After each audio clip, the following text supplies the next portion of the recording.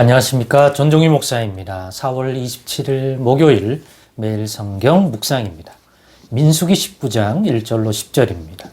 여호와께서 모세와 아론에게 말씀하여 이르시되 여호와께서 명령하시는 법의 율례를 이제 이르노니 이스라엘 자손에게 일러서 온전하여 흠이 없고 아직 멍에 매지 아니한 붉은 암송아지를 너에게로 끌어오게 하고 너는 그것을 제사장 엘르아살에게 줄 것이요 그는 그것을 진영 밖으로 끌어내어서 자기 목전에서 잡게 할 것이며 제사장 엘르아살은 손가락에 그 피를 찍고 그 피를 회막 앞을 향하여 7번 뿌리고 그 암소를 자기 목전에서 불사르게 하되 그 가죽과 고기와 피와 똥을 불사르게 하고 동시에 제사장은 백향목과 우슬초와 홍색 실을 가져다가 암송아지를 사르는 불 가운데에 던질 것이며 제사장은 자기의 옷을 빨고 물로 몸을 씻은 후에 진영에 들어갈 것이라.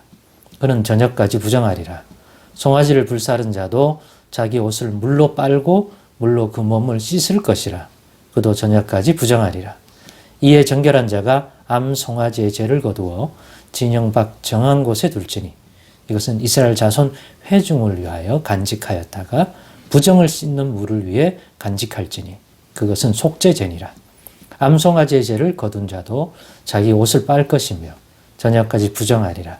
이는 이스라엘 자손과 그 중에 거류하는 외인에게 영원한 율례니라.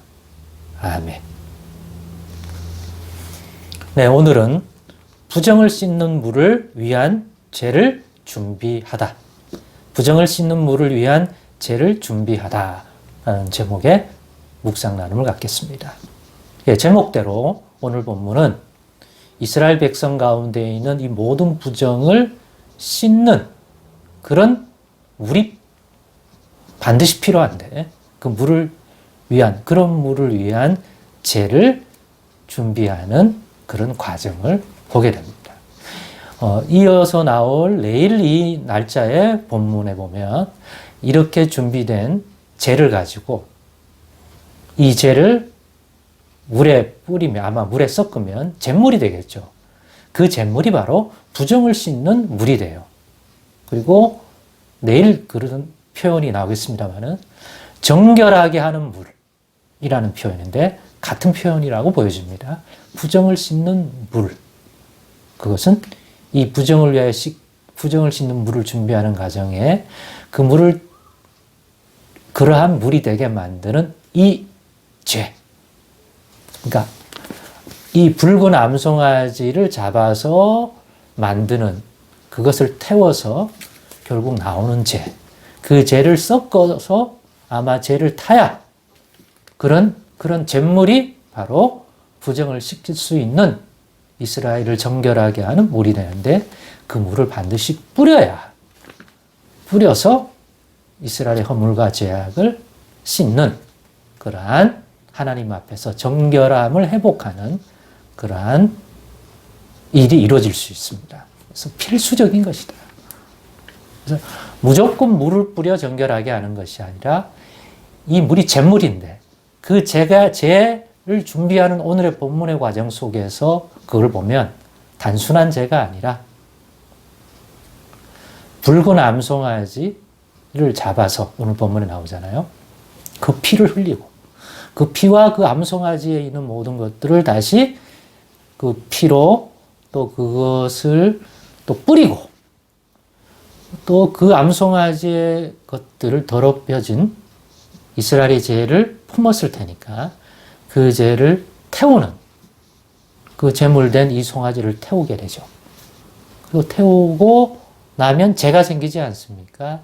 그 죄를 그냥 진영에 두는 게 아니라 오늘 본문에 보면 이 암송아지도 한 번도 멍에를 매지 아니한 그러한 온전하고 흠이 없는 그런 붉은 암송아지인데 그걸 태우고 난 죄를 일종의 죄인데 이 절차도 제사장에게 주어서 제사장이 이 붉은 암송아지를 잡고 피 뿌리고 그 다음에 태워서 그 죄를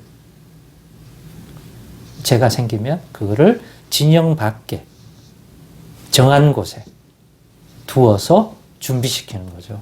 그렇게 되면 이 죄는 이 암송아 제제는 부정을 씻는 물을 위한 제가 되고, 이 죄를 태운 그 제물은 이스라엘의 부정을 씻겨 하나님 앞에 정결하게 만들어하는, 정결하게 하는 물이 되는 것이죠. 이걸 보면서 구약은 이렇게 해서 하나님 앞에 이 백성이 앞에서 보았지만 불평하고 원망하고 그들의 연약 속에서 죄를 짓게 되고 하나님의 진노를 사는 그 어떤 것이 발생하지 아니할 수 없는 것이 애굽에서 종살이 하던 그 아브라함의 후손들 아닙니까? 불러내었더니 크고 작은 시험 앞에서 그들이 넘어지고 하나님 앞에 진노를 사는 그런 불신앙적인 모습들을 보이고, 또 그것들을 또 분별하지 못해내서 오히려 선동당하게 되고, 이런 일이 반복되는 것을 보잖아요.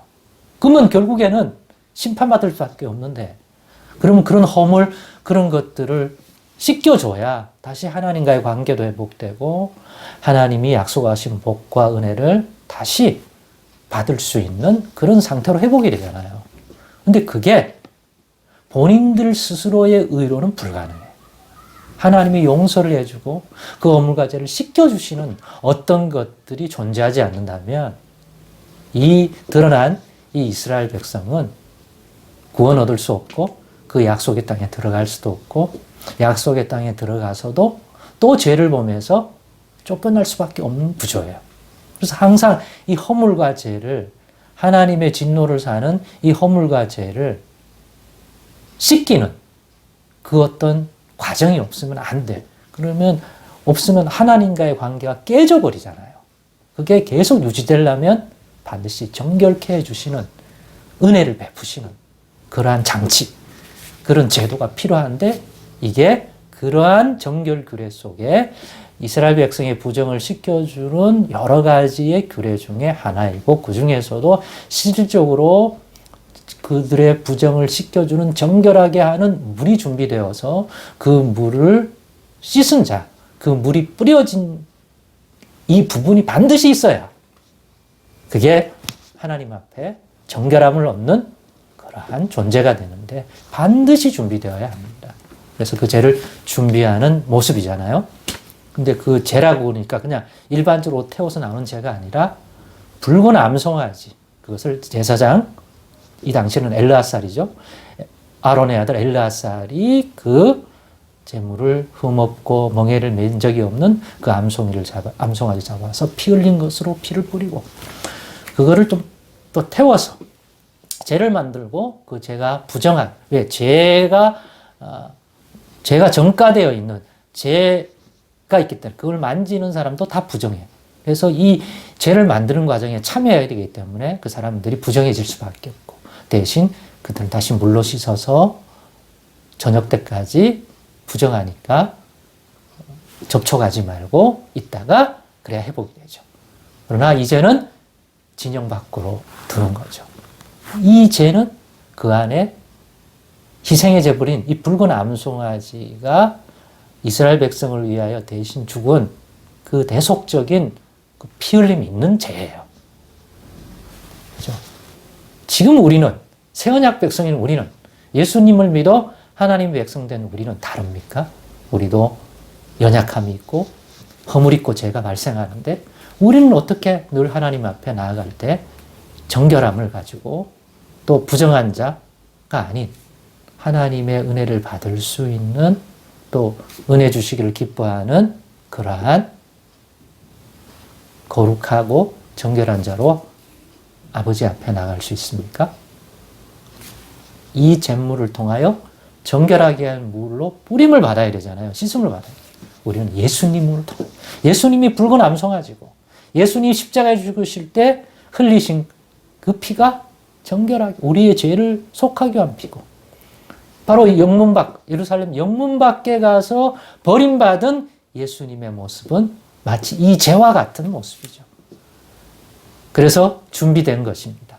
우리도 예수 이름으로, 이 예수의 힘입어 우리가 아버지 앞에 나갈 때 우리의 모든, 우리 자신은 물론 우리가 드리는 기도, 찬송, 예물 모든 것들이 합당하게 정결하게 된다는 것.